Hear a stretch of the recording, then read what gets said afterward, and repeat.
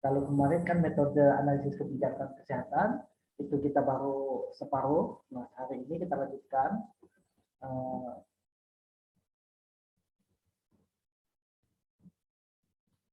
materi kita.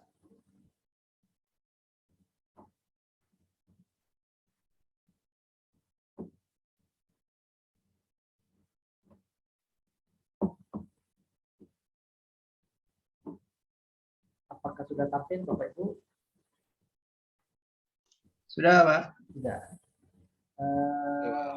Kemarin itu kita membahas masalah metode umum yang sering digunakan atau yang ada di analisis metode kebijakan. Yang pertama deskripsi, prediksi, evaluasi, dan rekonstruksi. Nah, terakhir kita masalah pembuatan informasi yang selaras kebijakan baik bersifat penandaan, evaluatif, dan anjuran harus dihasilkan dari penggunaan prosedur analisis yang jelas. Jadi kalau misalnya kita melakukan suatu kebijakan itu harus melalui prosedur analisis yang jelas, yaitu metode penelitian. Nah, metode penelitian ini dia bersifat ilmiah, jadi kita tidak cuma mempraduga saja, tetapi membuktikannya dengan data-data dan informasi-informasi yang telah kita dapatkan dari analisis kita. Nah, untuk itu, maka kita harus mempunyai komunikasi dan penggunaan pengetahuan yang berhubungan atau yang relevan dengan kebijakan. Apa yang komunikasi pengetahuan itu yang harus relevan, yaitu sentral dalam praktik dan teori analisis kebijakan. Jadi antara praktik dan teori itu harus sentral, mempunyai sentral. Nah, jadi intinya tuh ketika kita akan melakukan analisis atau penelitian tentang kebijakan itu, kita harus bersentral pada praktik dan teori analisis kebijakan. Nah, metodologi analisis kebijakan adalah sistem standar, aturan, dan prosedur untuk menciptakan secara kritis menilai dan mengkomunikasikan pengetahuan yang berhubungan atau relevan dengan kebijakan. Jadi metode analisis kebijakan itu merupakan sistem standar. Dia ada aturan dan mempunyai prosedur yang kita ciptakan sendiri. Secara kritis menilai dan mengkomunikasikan pengetahuan itu yang berhubungan pastinya dengan kebijakan. Metode analisis kebijakan mempunyai beberapa karakteristik utama. Perhatian yang tinggi pada perumusan dan pemecahan masalah, komitmen kepada pengkajian baik yang sifatnya deskriptif maupun kritik nilai, dan keinginan untuk meningkatkan efisiensi penilaian di antara sejumlah alternatif lain. Jadi kalau misalnya kita melakukan metode mempunyai beberapa karakteristik atau bentuk. Yang pertama yaitu perhatian yang tinggi pada perumusan dan pemecahan masalah. Jadi yang kita harus perhatikan atau yang utamanya adalah perumusan dan pemecahan masalah. Selanjutnya ada komitmen kepada pengkajian itu yang sifatnya baik itu deskriptif maupun kritik nilai, dan keinginan untuk meningkatkan efisiensi pilihan di antara sejumlah alternatif lain. Jadi kalau misalnya kita ada pilihan alternatif lain, bagaimana cara kita memilih itu, gitu? Bagaimana kita menentukan pilihan yang efisiensi? Maksudnya itu suatu itu akan kita lakukan penggantian suatu metode itu dengan pertimbangan peningkatan yang efisien di antara sejumlah alternatif yang lain. Jadi kita memilih mana yang terbaik. Nah, analisis kebijakan dalam pengertiannya yang luas melibatkan hasil pengetahuan tentang dan di dalam proses kebijakan. Nah, bagaimana pengetahuan yang telah dihasilkan di dalam proses kebijakan itu? Nah, itu merupakan pengertian secara luas, analisis tadi. Jadi analisis itu hasil pengetahuan tentang kebijakan dalam proses kebijakan. Secara historis, tujuan analisis kebijakan adalah menyediakan informasi bagi pembuat kebijakan untuk dijadikan bahan pertimbangan yang rasional guna menemukan pemecahan masalah kebijakan. Nah, kalau secara historisnya, analisis kebijakan ini mempunyai tujuan untuk menyediakan informasi. Nah, informasi yang digunakan sebagai kajian atau pembuat kebijakan Nah, yang hal-hal ini yang dipertimbangkan secara rasional guna menemukan pemecahan masalah kebijakan. Nah, itulah makanya disebut dengan penelitian kebijakan atau secara ilmiah kita harus mengetahui dasar-dasar atau informasi-informasi atau materi-materi atau bahan-bahan pertimbangan yang nantinya akan dilakukan secara rasional yang menghasilkan pemecahan masalah kebijakan. Analisis kebijakan menggunakan berbagai disiplin yang tujuannya bersifat deskriptif, evaluatif, dan normatif. Nah, kemarin sudah kita jelaskan tiga hal ini, deskriptif, evaluatif, dan normatif. Analisis kebijakan diharapkan dapat menghasilkan dan mentransformasikan informasi tentang nilai-nilai, fakta-fakta, dan tindakan-tindakan. Jadi, analisis kebijakan ini didapat, maksudnya itu kita akan melakukan analisis kebijakan ini agar nantinya kita dapat menghasilkan atau mengubah informasi tentang nilai-nilai, fakta-fakta, dan tindakan-tindakan yang kita kaji tersebut. Nah, ada dua pendekatan yang berlawanan untuk mendefinisikan pengetahuan, yaitu esensial dan plausibilis. Pengetahuan yang siap pakai atau yang berhubungan. Jadi intinya sesuatu yang berhubungan itu secara relevan dengan kebijakan mengandung pernyataan kebenaran secara plausible, optimal yang dibuat dengan keterlibatan dalam proses komunikasi, argumentasi, dan debat kebijakan. Kriteria untuk mengkaji plausibilitas argumen kebijakan meliputi melengkapi konsonansi, kelengkapan konsonansi, kohesivitas, regularitas fungsional, dan kesederhanaan, kehematan, ketepatan fungsional. Jadi ada beberapa kriteria yang dilakukan untuk pengkajian plausibilitas argumen kebijakan, yaitu kelengkapan dari materi atau bahannya, konsonansi, kohesivitas, regularitas dari bahan tersebut. Informasi kebijakan yang sama dapat mengarah pada pernyataan kebijakan yang sama sekali berbeda. Jadi kalau misalnya kita mempunyai informasi kebijakan yang sama, dapat mengarah pada pernyataan kebijakan itu sama sekali berbeda, tidak sama sekali dengan yang awalnya tadi, tergantung pada asumsi yang terkandung di dalam suatu argumen kebijakan. Nah, kalau misalnya kita berpendapat dengan argumen yang berbeda, itu bisa dilakukan dengan cara plausibilitas tadi, plausibilitas. Nah, oleh sebab itu ada 8 argumen kebijakan yang dapat dipertimbangkan, yaitu otoritatif, statistikal, rasional, intuitif, analis-sentrik, explanatory, pragmatik, dan kritik nilai. Nah, jadi kan di sini ada otoritas, statistikal itu dengan data, klasifikasional itu dengan mengklasifikasikan, dan sebagainya. Akhirnya kita ada yang namanya kritik nilai.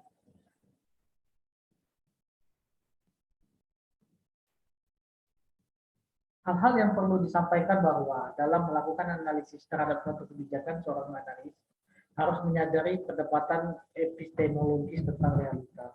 Nah, jadi pada saat kita melakukan argumentasi, perdebatan dalam kajian analisis kebijakan tersebut, kita harus menyadari apa yang menjadi dasar atau menjadi realita dari kajian kita tersebut.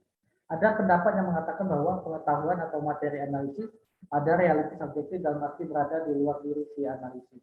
Sementara ada juga pendapat bahwa realita sosial yang dianalisis tidak terlepas dari ekspresi subjektivitas analis. Dalam hal ini penting menentukan posisi dalam melakukan analisa kebijakan dalam arti bahwa terlepas dari kekurangan yang ada, apapun pilihan posisi yang diambil, seorang analis harus secara tegas menentukan posisinya. Nah, pada saat kita melakukan kajian atau analis suatu kebijakan, tidak terlepas dari kekurangan yang ada. Jadi pasti ada kekurangan, tidak mungkin kita dapat yang sempurna. Nah, apapun posisi yang diambil, seorang ini harus tegas secara menentukan posisinya. Jadi si analis ini atau orang yang menganalisis itu harus tegas dan menentukan posisinya. Dia di mana posisi dia sekarang, pro atau kontra dari kebijakan tersebut. Kelemahan ini bisa diatasi jika Kelemahan ini bisa diatasi jika seorang analis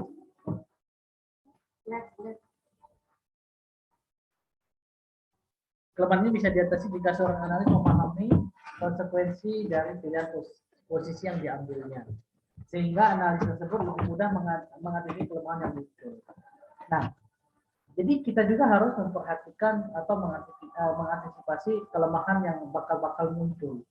Jadi inilah yang namanya kemarin peramalan tentang analisis kebijakan.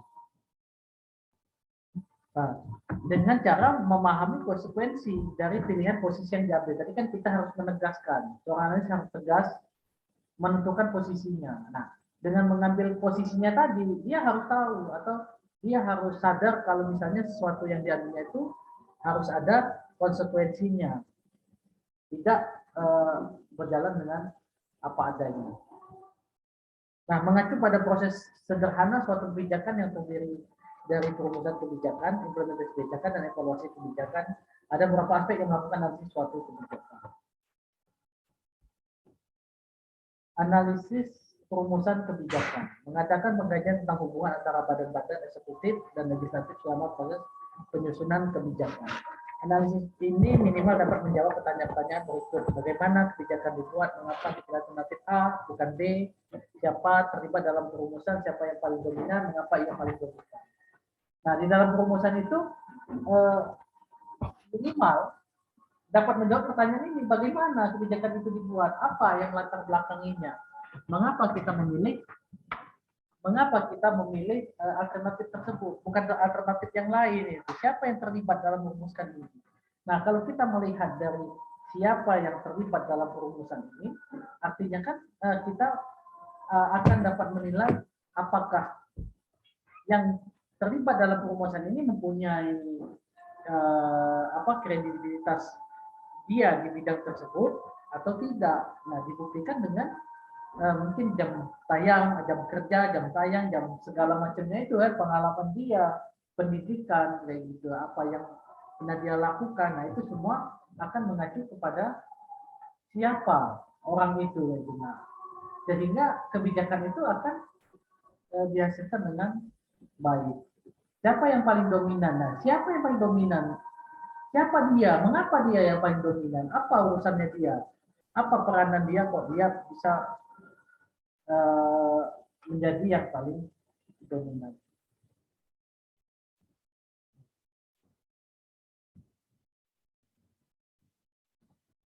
Nah, perumusan kebijakan kesehatan merupakan hasil dari suatu proses pengambilan keputusan yang terdiri dari berbagai alternatif yang tersedia. Nah, jadi perumusan kebijakan kesehatan ini merupakan hasil dari suatu proses. Jadi banyak proses dalam pengambilan keputusan dan berbagai macam alternatif yang tersedia. Kalau misalnya kita cuma melakukan, ya namanya analisis kan, jadi kita menganalisis itu ada beberapa pilihan atau beberapa alternatif sehingga kita akan memutuskan mana yang terbaik. Nah, itu kan dilakukan dalam perumusan. Nah, alternatif A, alternatif B, alternatif C. Nah, kenapa kita milih yang A? Kenapa tidak B? Nah, ini kan tergantung dari kondisi atau keadaan dari situasi dan kondisi tempat tersebut. Jadi semuanya itu dikaji, nggak cuma memutuskan dengan oh ini saya ini kan mau jadi apa, misalnya jadi presiden, jadi saya buat kebijakan kayak gini biar itu tidak begitu. Nah, seorang analis harus memahami model dan teknik pengambilan keputusan agar dapat menganalisa dan mencari informasi yang terkait dengan berbagai alternatif yang ada dan informasi.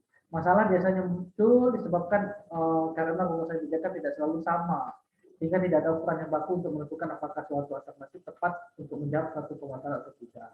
Nah, masalah-masalah di dalam kebijakan kesehatan itu akan muncul disebabkan oleh perumusan kebijakan yang tidak selalu sama, gitu. Nah, jadi dia tidak ada ukuran baku. Misalnya yang ini benar, gitu. Nah, itu benar, yang ini benar, gitu. Nah, jadi kita akan sulit dalam melakukan suatu alternatif itu atau menentukan suatu alternatif itu tepat atau enggak untuk menjawab permasalahan Bisa. Nah, kecuali kalau misalnya kita itu berurusan dengan ilmu eksak, 2 tambah 2 4 gitu, mau kemana aja tetap 4. Tetapi yang namanya kebijakan atau yang non sosial ini, itu kita akan mengalami kesulitan, soalnya banyak faktor yang keterkaitan di situ. Misal contohnya, kalau kita di kota, kebijakannya harus misalnya apa namanya tidak boleh telat, misalnya datang ke puskesmas dalam imunisasi misalnya gitu. Nah mungkin kan peralatan atau obat-obatan itu tersedia di puskesmas atau di rumah sakit itu. Nah selalu ada gitu. Nah, jadi kebijakan-kebijakan itu ya boleh aja jalankan kayak gitu. Soalnya dia selalu ada. Soalnya dia di tengah kota mudah aksesnya orang mengambil obat atau mengambil vaksin atau segala macam. Nah, bagaimana dengan keadaan-keadaan orang yang di pelosok-pelosok itu? Nah, pelosok-pelosok itu dari puskesmas menuju daerah itu sangat jauh gitu. Dan mereka tidak mau untuk datang ke puskesmas. Nah, mungkin orang puskesmas juga tidak mau memberikan pendidikan kesehatan. Nah, itu kan mempunyai masalah yang berbeda. Nah, kita tidak bisa menggunakan alternatif yang seperti digunakan oleh orang kota karena kondisinya berbeda. Nah, itu yang namanya satu kebijakan. Kompleksitasnya tidak hanya sekedar rumusan salah dan kebijakan yang berbeda, tapi terkait dengan banyaknya model dan teknik pengambilan keputusan. Nah, selain itu banyak model dan teknik pengambilan keputusan ini, sehingga si analis atau orang yang akan mengambil kebijakan itu menjadi bingung mana yang lebih cocok. Nah, artinya kita harus memahami apa kelemahan dan keunggulan dari masing-masing metode itu atau dari model itu. Nah, artinya kan kita harus belajar lagi tentang model-model tersebut. Nah, mungkin setiap model itu mempunyai ciri-ciri atau mempunyai kelemahan, misalnya kalau misalnya model kayak gini tidak bisa digunakan untuk orang yang pedesaan mungkin atau apa gitu. Nah, itu yang menjadi kompleksnya masalah rumusan masalah dan kebijakan. Sebagian besar analis merumusnya bisa dilakukan dengan menentukan berbagai alternatif masalah yang melatar belakang suatu kebijakan, menentukan langkah yang diambil untuk merespon permasalahan tersebut, bagaimana langkah tersebut dilakukan, dipantau, dan kemudian dievaluasi proses pengambilan keputusannya. Namun ada sebagian analis yang lebih fokus pada identifikasi penjelasan mengapa bagaimana proses pengambilan keputusan berlangsung. Nah, sebagian besar itu kebijakan dilakukan dengan melihat atau bagaimana apa yang melatar belakangi suatu kebijakan itu. Nah, setelah kita tahu apa yang melatar belakangi, kita menentukan langkah-langkah yang diperlukan untuk merespon permasalahan tersebut. Nah, selanjutnya langkah-langkah yang kita buat tadi dilakukan. Nah, setelah dilakukan pastinya kita pantau. Setelah kita pantau, kita evaluasi. Nah, akhirnya kita akan mendapatkan. Nah, jika ini kita ukur dengan masalah yang ada, misalnya masalah itu teratasi dengan keadaan kebijakan sekarang atau yang kita lakukan itu, sehingga kita dapat mengambil keputusan. Namun ada juga yang bisa dibilang dia apa namanya simple. Nah, dia cuma melihat identifikasi dan menjelaskan mengapa bagaimana proses pengambilan berlangsung. Nah, cuma segitu aja. Dia identifikasi dan memberikan penjelasan bagaimana mengapa proses pengambilan keputusan itu berlangsung. Bagaimana prosesnya, bagaimana terjadinya keputusan tersebut.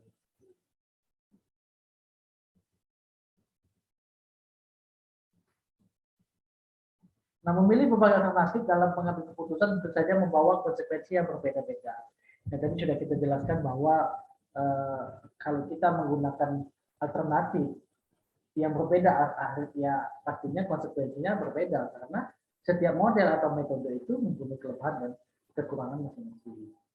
Menentukan dan memilih yang terbaik membutuhkan informasi yang lengkap dan seakurat mungkin untuk bisa mengetahui spesifikasi dan konsekuensi dari setiap alternatif yang ada, sehingga akhirnya dapat dipilih alternatif yang terbaik. Jadi walaupun kayak mana aja kita tetap memilih alternatif yang terbaik. Yang kita lihat spesifikasi dan konsekuensi yang kecil kayak gitu, yang rendah. Jadi kalau misalnya itu ya baru kita ambil. Nah, dalam hal kebijakan, proses ini merupakan proses yang nuansa politiknya paling jelas karena dari sekian banyak potensi solusi suatu masalah, sebagian harus ditolak dan satu atau beberapa yang lain dipilih dan digunakan. Nah, ini seolah-olah dalam kebijakan ini ada nuansa politiknya karena sekian banyak potensi suatu. Nah, ada yang harus ditolak, ya namanya kan kita memilih itu kan ya artinya kan ada yang tidak terpilih. Kalau misalnya cuma ada satu ya mau tak mau harus menggunakan itu. Walaupun kayak mana aja tetap ada yang kecewa lah saya dibilangnya mungkin suatu nah kok punya saya nggak diambil, punya saya nggak dipilih. Nah, walaupun cuma satu pilihan ya mungkin yang menjadi subjeknya yang malah nah saya kan nggak setuju ya kayak gitu kok. Ya kayak itu pasti ada yang merasa dirugikan. Dalam hal ini pilihan yang harus diambil tidaklah mudah dan urusan yang tidak melakukan apa-apa seringkali menjadi salah satu alternatif solusi yang kuat. Nah, jadi kalau misalnya kita harus diambil tidaklah mudah dan keputusan untuk tidak melakukan apa-apa seringkali menjadi salah satu solusi yang kuat. Kalau misalnya kita tidak harus melakukan apa-apa ya itu aja solusinya. Kalau misalnya ini kalau dilakukan ini malah jadi kayak gini, jadi lebih banyak negatifnya daripada positifnya. So, ya udah lebih baik kita tidak melakukan apa-apa agar tidak yang harusnya begitu apa adanya dia tidak terjadi masalah, dengan ada kebijakan itu akan menjadi masalah. Lebih baik kita diamkan saja, tidak melakukan apa-apa. Nah, karena itu prakondisi ideal yang diharapkan dalam setiap perumusan kebijakan adalah bahwa setiap alternatif telah diperkirakan konsekuensinya. Namun pada kenyataannya hal tersebut jarang sekali ditemui karena tidak ada informasi yang lengkap tentang konsekuensi dari setiap alternatif yang ada, sehingga mengambil kita lebih berdasarkan pada perkiraan dan ramalan saja. Nah, itu kembali lagi ke ilmu sosial. Jadi ilmu sosial kita akan sulit membuat ukuran atau membuat tolak ukur yang baku karena kebijakan atau ilmu sosial ini dipengaruhi oleh banyak hal. Jadi kondisi segala macam. Tapi kalau misalnya yang eksak itu ya walaupun mau panas mau dingin 2+2 ya tetap 4 ya itu kan. Nah, tapi kalau yang sosial atau yang kebijakan ini dia akan sulit untuk mengambil keputusan itu karena tidak ada tolak ukur. Akhirnya banyak analis mengambil keputusan itu dengan perkiraan saja, dengan ramalan saja, tidak ada dasar-dasar yang jelas. Nah, perumusan kebijakan perlu juga dilihat sebagai fenomena yang bersifat politik.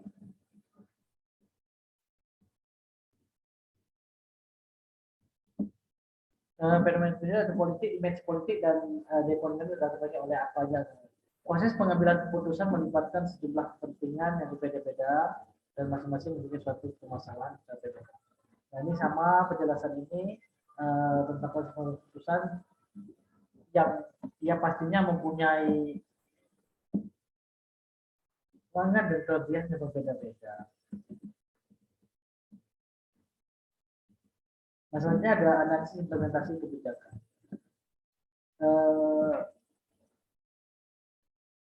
Dalam menganalisis suatu analisis implementasi kebijakan, kita akan mempelajari sebab-sebab keberhasilan atau kegagalan dari kebijakan tersebut dan apa saja faktor yang mempengaruhi. Analisis ini minimal dapat menjawab pertanyaan-pertanyaan berikut.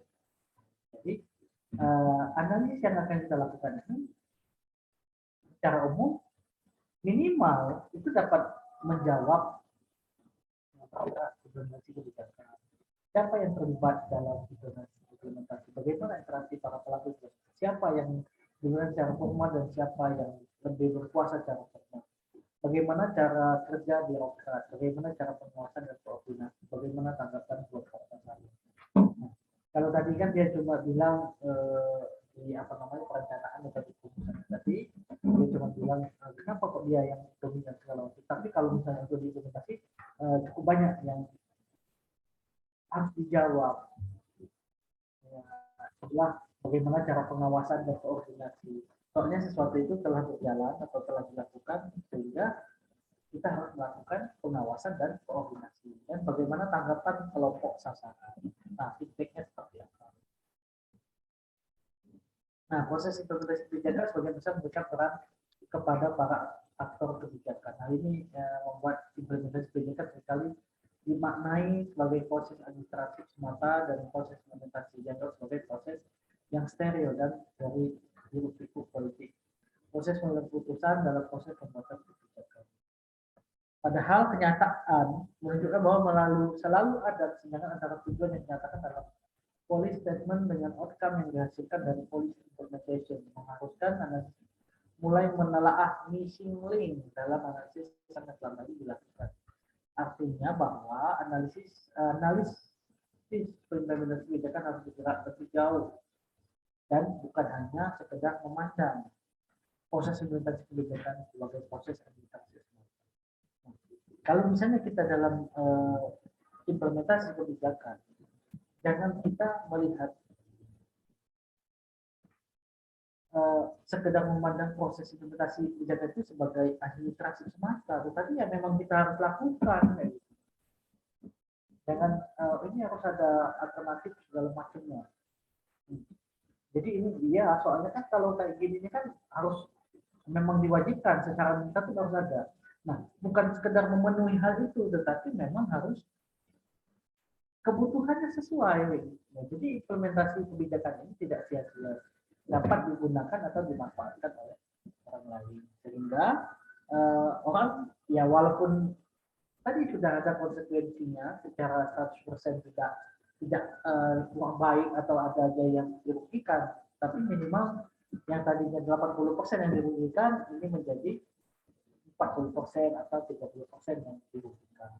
Dan hal ini harus menemukan dan memetakan bagaimana proses kebijakan dinamika sendiri dan dinamika ini mempengaruhi outcome dari kebijakan yang diimplementasikan.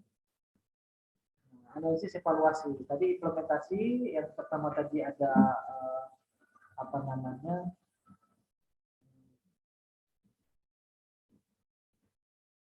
rumusan, yang kedua dia melakukan implementasi, yang ketiga itu evaluasi.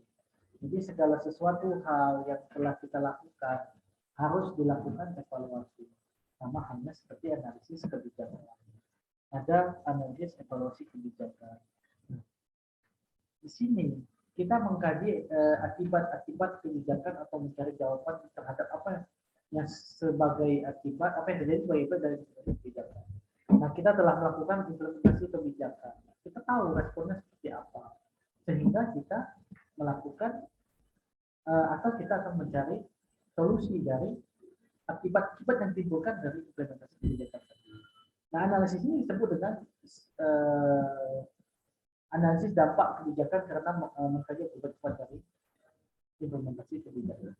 Nah, setelah kita melakukan perumusan masalah dengan kita melihat itu, mengidentifikasi apa masalahnya, bagaimana terjadi, segala macam, kita tentukan langkah-langkahnya. Sudah kita lakukan semua, sudah bagus, kita coba terapkan dengan kata analisis implementasi kebijakan. Nah, setelah hal itu kita lakukan, berjalan dengan baik atau tidak baik, kita harus lakukan analisis evaluasi.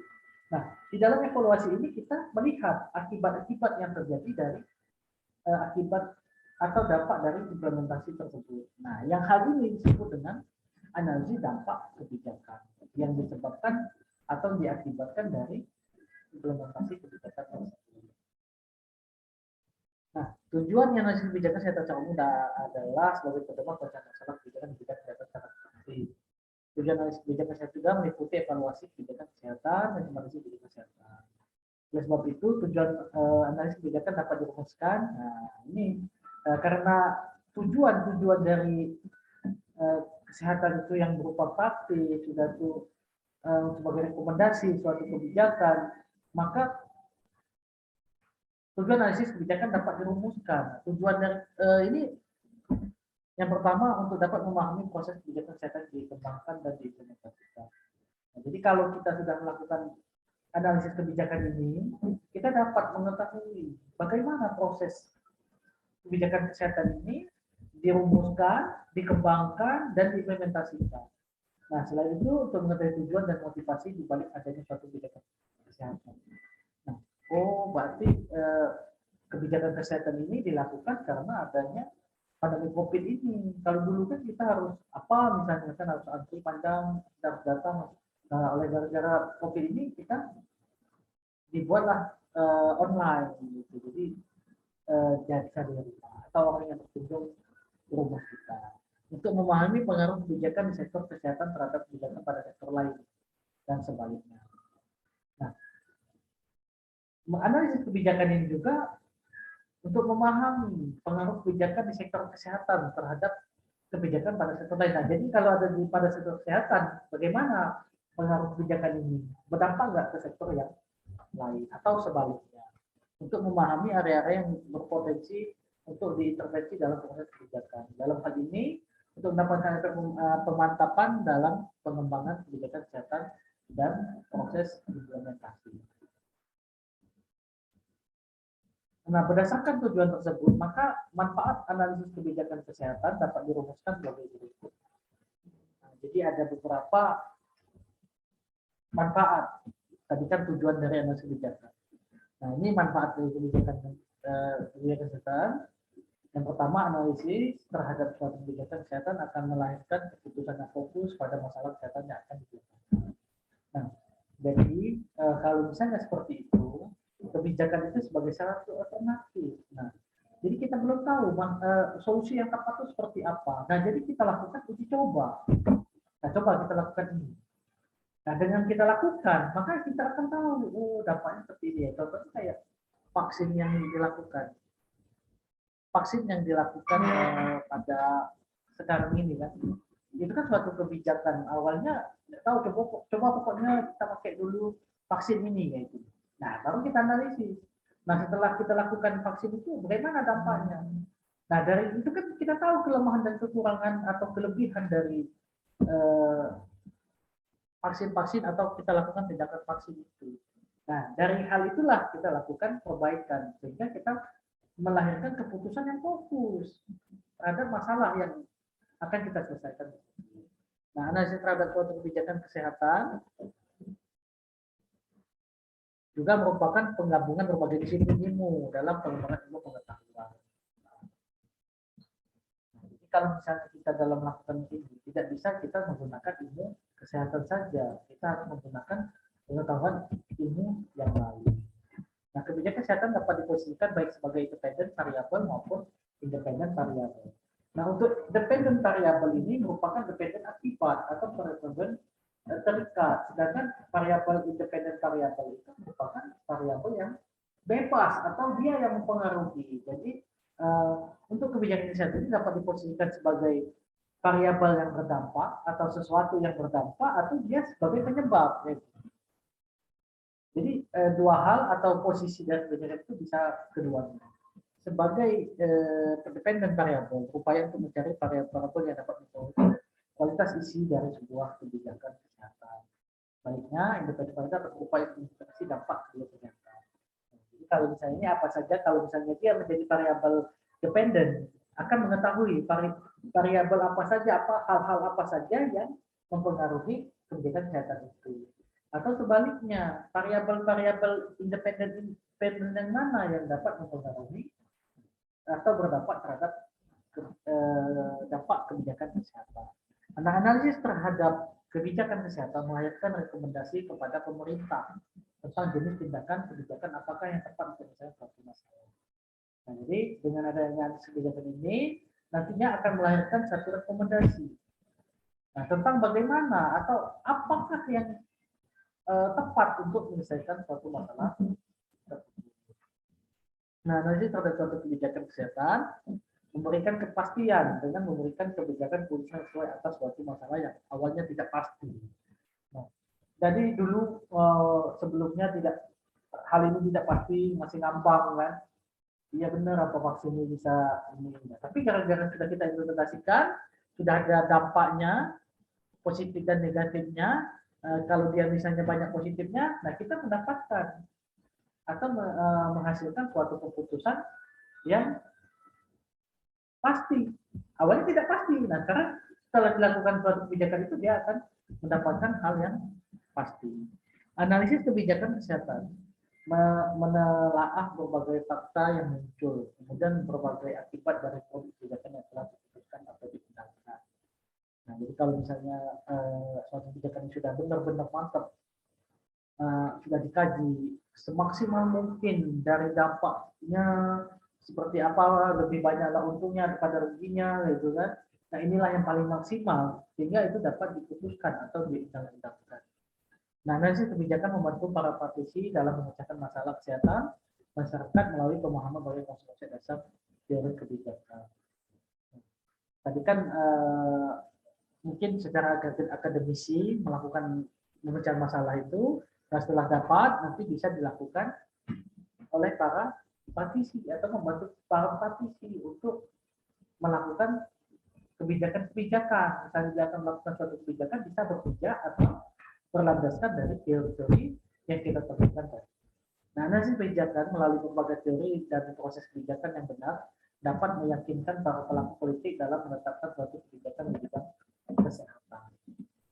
Nah, analisis terhadap kebijakan kesehatan dapat dilakukan mulai dari rumusan masalah, forecasting atau peramalan, rekomendasi kebijakan, implementasi kebijakan, motivasi kebijakan, dan evaluasi kebijakan.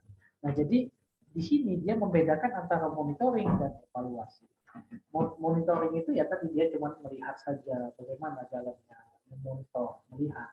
Tetapi kalau sudah pada evaluasi, dia sudah mulai menganalisis apa saja yang menjadi masalah dan dampaknya apa saja yang ditimbulkan dari kebijakan ini. Kalau monitoring ya berjalan baik atau tidak, sesuai nggak dengan yang telah dirumuskan atau yang telah direkomendasikan atau yang telah diramalkan tadi pada saat implementasi kebijakan. Dia tidak melakukan apa-apa, dia cuma monitoring. Dia sudah pada realnya belum.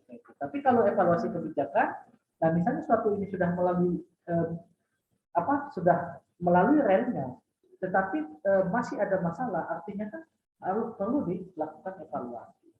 Nah, dalam hal ini seorang analis kebijakan kesehatan dituntut untuk mengenali dan memahami dokumen dasar tentang pembangunan kesehatan serta inovasi pada hak azali serta implementasi poinnya pada tingkat global, nasional maupun lokal. Jadi walaupun kayak mana aja, kita harus mengutamakan atau menomorsatukan hak asasi manusia. Jadi itu yang jadi pedoman kita. Nah, tetap implikasi politiknya pada tingkat global, nasional maupun lokal. Nah, bagaimana apa atau pengaplikasian politik pada politiknya ini kan dia kan setiap kebijakan itu kan ya bisa dibilang dengan politik itu kan ya bisa dibilang strategi kita seperti apa gitu ya, kita buat kayak gini aja nanti kan orang kayak gini. Nah, kita melakukan hal ini agar memancing orang, nah itu sudah suatu politik padahal mereka nggak mau ya.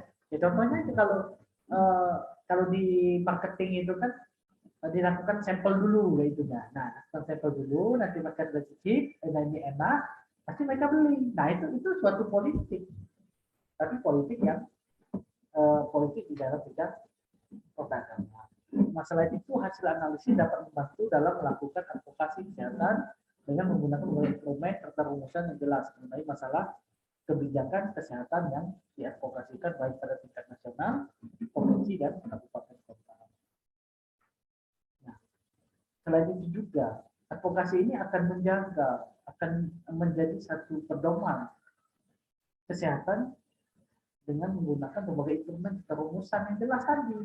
Jadi kalau misalnya kita ada masalah atau apa-apa ya bisa kita gunakan. Tetapi kan menurut undang-undang atau segala macamnya itu, nah itu kan sudah menjadi pembelaan untuk kita sebagai bukti dari memang hal itu apa yang dilakukan kita sekarang itu benar gitu. Atau salah gitu kan ada panduannya. Jadi advokasi kalau di posisi konten atau pasif. Mungkin itu saja yang saya dapat sampaikan untuk melengkapi atau menambahkan dari materi kita kemarin tentang analisis kebijakan kesehatan. Dari ini apa ada yang perlu kita bahas tentang analisis metode analisis kebijakan kesehatan. Izin bertanya, Pak. Ya, gimana Pak? Sharing aja. Berarti kalau dari metode yang tadi disampaikan, berarti adanya kesalahan atau potensi miss dari munculnya kebijakan itu dalam penyusunan itu memang lazim berarti ya? Lazim Iya, terjadi ya? iya Pak, lazim Pak. Ini itu aja, Pak. Iya. Jadi sebenarnya kayak gini Pak, kan kita akan melakukan sesuatu atau ya kita kan awalnya kita telah mengidentifikasi. Nah, misalnya kayak kemarin di satu rumah sakit, misalnya dalam apa namanya proses apa namanya penagihan atau apa kayak gitu, pokoknya dia ke bidang keuangan kayak itu kan untuk mengeluarkan mungkin jasa si perawat atau jasa dokter segala macam itu kan dia dalam satu pintu kayak gitu nah Pak. Sedangkan di sana bukan cuma itu aja yang diurusin, tapi banyak misalnya masalah gizinya, masalah keuangan apa segala macam itu kan melalui itu semua kayak gitu. Nah, yang jadi masalahnya ini panjang Pak. Panjang itu artinya lama. Jadi antrian itu lama. Harusnya misalnya uang itu sudah dibayarkan di tanggal 5, itu jadinya molor Pak. Nah itu masalah misalnya, kan itu suatu masalah. Nah itu yang kita ketahui, kenapa kok proses ini jadi panjang? Harusnya kan nggak sepanjang ini, gitu kan? Nah kita mendapatkan satu masalah. Nah dengan masalah ini kita identifikasi Pak. Apa yang menjadi masalahnya? Gitu kan? Oh ternyata yang kerja ini dia sibuk Pak. Maksudnya kesibukan dia ini harusnya dia itu cuma apa namanya mengentry data yang ada, tetapi gara-gara apa namanya tadi yang bahan atau dokumen-dokumen yang masuk ke dalam itu nggak rapi. Jadi dia harus rapikan dulu. Nah itu kan sudah makan waktu Pak. Nah setelah kita tahu, oh berarti perapian ini, nah jadi menambah pekerjaan dari si pengentry data tadi. Harusnya dia 1 jam kelar, itu gara-gara nyusun itu jadi panjang, misalnya jadi 2 jam atau 3 jam. Nah setelah ada masalah itu, oh masalahnya berarti dokumen tidak rapi. Nah kita rumuskan masalahnya, kayak gitu kan. Nah sudah kita rumuskan masalahnya, kita lakukan implementasi. Misalnya kita ini harus sebelum masuk ke dalam itu harus dirapikan dulu, kayak gitu. Nah kebijakan yang muncul kita berikan SOP Pak, atau kita berikan panduan penyusunan. Nah itu kan kita telah pelajari dari apa yang tukang entry tadi, ya saya kata entry tadi, iya soalnya ini harusnya di atas, kalau di bawah kami susah carinya, seolah-olah nggak ada, jadi kami nyari-nyari dulu kayak gitu kan, kami nyusun dulu yang anggaplah halaman 1, 2, 3 kayak gitu. Nah jadi kan kita harus mengeluarkan kebijakan bahwa kalau khususnya di tempat gizi itu panduannya kayak gini, yang kom ini di atas, kom ini nomor 2, nomor 3, nomor 4 gitu Pak. Jadi dia rapi. Nah, setelah dilakukan implementasi, sudah dibuat SOP tadi, dilakukan. Nah, lakukan sekarang, itu implementasinya. Nah, setelah implementasi berjalan dengan baik, kayak gitu kan, atau kita nggak tahu berjalan dengan baik apa tidak, itu kita monitoring, kita lihat. Sudah jalan belum, kayak gitu kan. Nah, sudah jalan dengan sesuai dengan relnya, oh mereka sudah apa namanya, sudah tertata, kayak gitu kan, segala macamnya sudah baik, sesuai dengan SOP yang kita mau tadi, sesuai dengan identifikasi masalah yang kita dapatkan, kita rumuskan segala macamnya tadi. Nah, sudah kita perhatikan monitoring, kita lakukan evaluasi. Bagaimana? Apakah sekarang apa waktunya masih belum tepat atau sudah tepat? Atau ada masih masalah lagi, misal timbul lagi masalah yang seperti Bapak bilang tadi. Jadi ada masih timbul lagi masalah kayak gitu, tapi dia sudah lebih baik. Nah, kita cari lagi alternatif yang lain. Nah, itulah makanya akhirnya kita mendapatkan suatu kepastian. Gitu, Pak. Nah, jadi evaluasi itu kalau monitoring tadi kan kita melihat, ya cuma melihat aja, oh ini sudah dilakukan kan gitu kan. Tapi kita belum melihat hasilnya seperti apa. Nah, kalau evaluasi kita sudah melihat hasilnya. Oh sudah bagus, sudah tepat waktu. Iya Pak, tapi yang di bawah malah jadi masalah. Nah itu kan, tadi cuma di keuangan, nah sekarang bukan masalah di keuangan aja yang masalah. Masalah yang keuangan sudah selesai, ternyata ada masalah lagi nanti yang di bagian ruangannya. Nah artinya kita harus kaji lagi itu Pak. Nah jadi kan dia nah makanya setiap disiplin ilmu itu harus masuk. Misalnya kayak ilmu komputer, misalnya apa-apa kayak gitu Pak. Nah itu mungkin Pak yang dari analisis kebijakan metode-metodenya. Terima kasih Pak. Habis saya juga mikirnya kebijakan itu, apalagi kebijakan ya, apalagi udah kerja nih kan, kadang dirasa kok keluar nanggung-nanggung banget kan, kayak kebijakan ini aja PPKM ini aja ya, yang sering berubah-berubah kan. Jadi ya kalau pikiran saya sih secara pribadi, kok nggak saklek tuh ya, apa sekali dapat langsung udah gitu. Tapi ternyata ya tadi seperti dijelaskan bahwa itu memang lazim terjadi di dalam proses pembuatan kebijakan itu sendiri Pak ya. Iya Pak, kan Makasih, awal kita PPKM dulu kan itu lockdown bener Pak, nggak boleh ada kegiatan sama sekali. Nah berubah kan, ternyata dengan lockdown itu ada masalah yang timbul, misalnya kayak gitu kan. Jadi kita lakukan, sudah PPKM aja, pembatasan aja lah, nggak usah pakai ini lockdown. Kalau lockdown kan nanti itu masih kerja, itu masih boleh keluar kan. Lockdown itu kan tidak ada satupun yang keluar gitu kan. Tapi kok masih ada, ya udah kita ganti bahasanya jadi PPKM gitu kan. Nah PPKM ini masih ini, nah, diubahlah jadi PPKM ada levelnya, level 1, level 2, nah gitu. Nah itulah Pak. Tapi pada akhirnya kita akan mendapatkan suatu hal yang sangat baik gitu Pak. Terima kasih Bapak. Mungkin ada yang lain.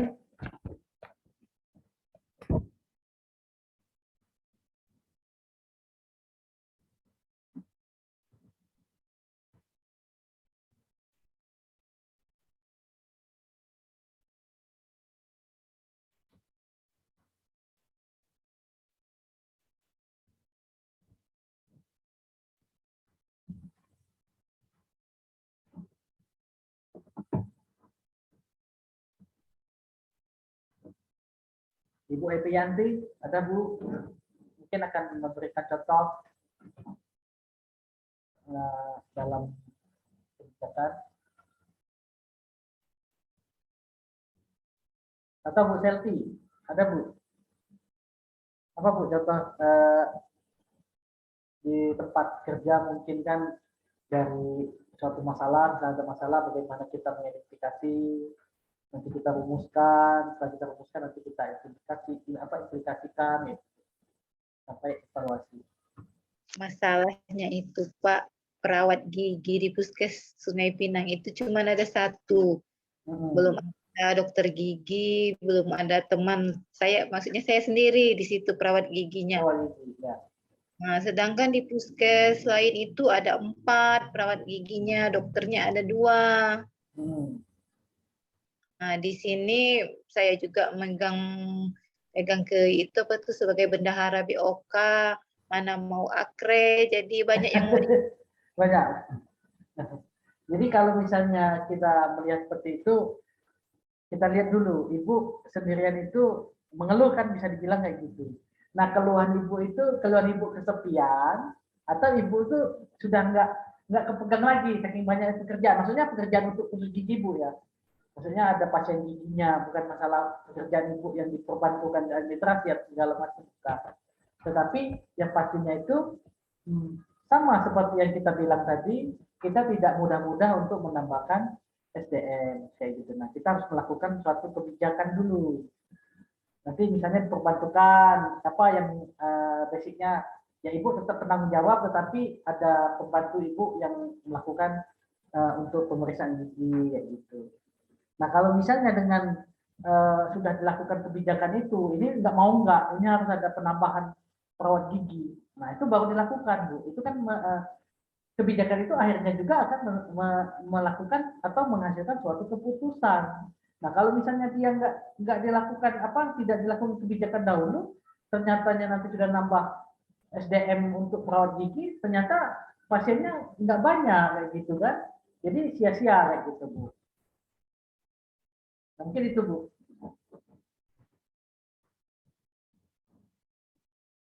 Ibu Sujanawati ada? Apa Bu masalahnya, Bu? Pas Pak, nggak ada. Nggak ada, Bu. Mungkin Pak Ibrahim?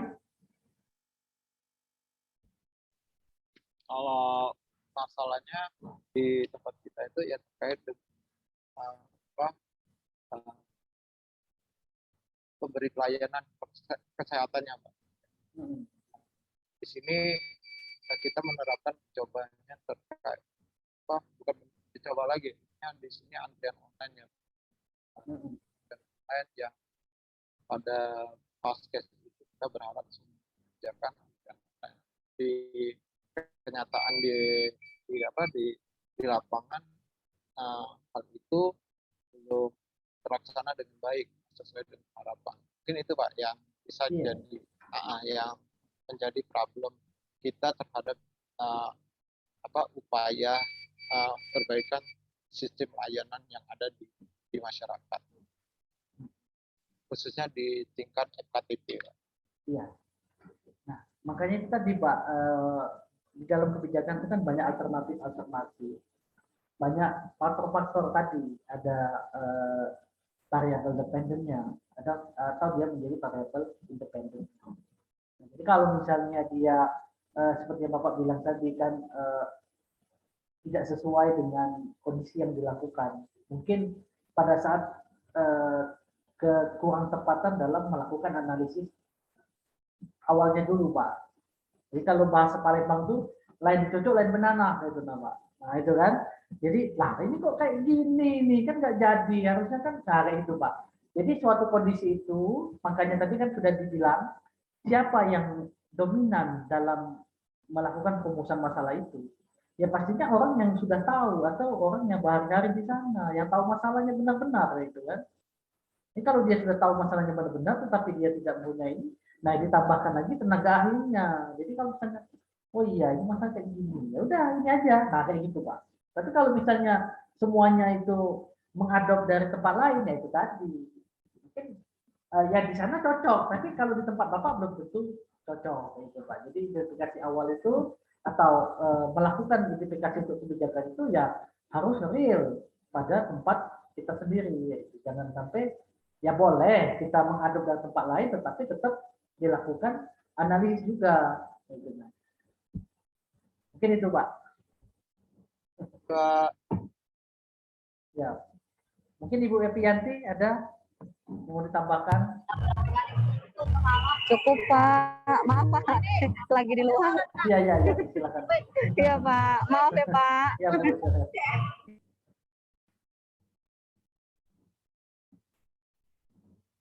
Ada lagi yang perlu kita diskusikan? Ibu Juliet, ada Bu Juliet yang pertanyaan? Ya belum ada Pak, lagi di jalan. Iya, silakan. Maaf ya Pak. Iya, silakan. Bu Penny ada, Bu Penny?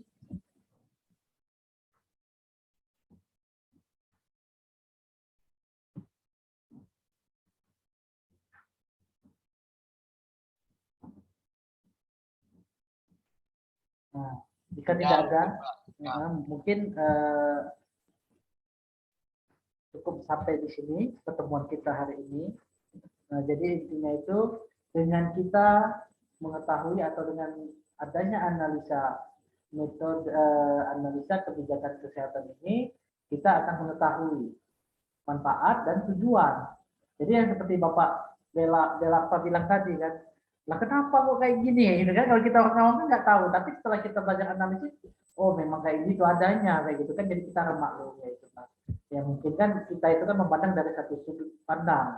Nah sedangkan orang yang melakukan atau yang membuat kebijakan itu pastinya banyak yang dipertimbangkan, tapi berdasarkan pada hak asasi manusia tadi. Nah itu yang paling utama. Nah setelah kita ini tadi memandang hak asasi kayak mana, kayak gitu kan, kelompok populasi besar atau kecil yang akan diuntungkan atau dirugikan. Nah itu semua harus dipertimbangkan dalam melakukan atau menentukan suatu keputusan. Mungkin pertemuan kita hari ini sampai di sini. Jika tidak ada lagi yang perlu kita diskusikan, kita akan bertemu di minggu depan. Jika ada kurang, saya mohon maaf. Saya akhiri. Assalamualaikum warahmatullahi wabarakatuh.